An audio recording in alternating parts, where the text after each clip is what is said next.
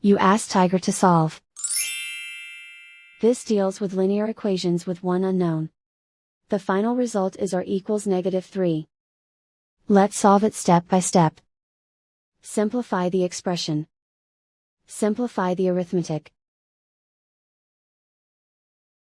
Group all constants on the right side of the equation. Add 3 to both sides. Simplify the arithmetic.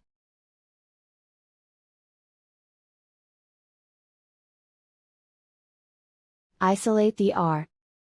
Divide both sides by -7. Cancel out the negatives. Simplify the fraction. Move the negative sign from the denominator to the numerator. Find the greatest common factor of the numerator and denominator. Factor out and cancel the greatest common factor. And so the final result is r equals -3.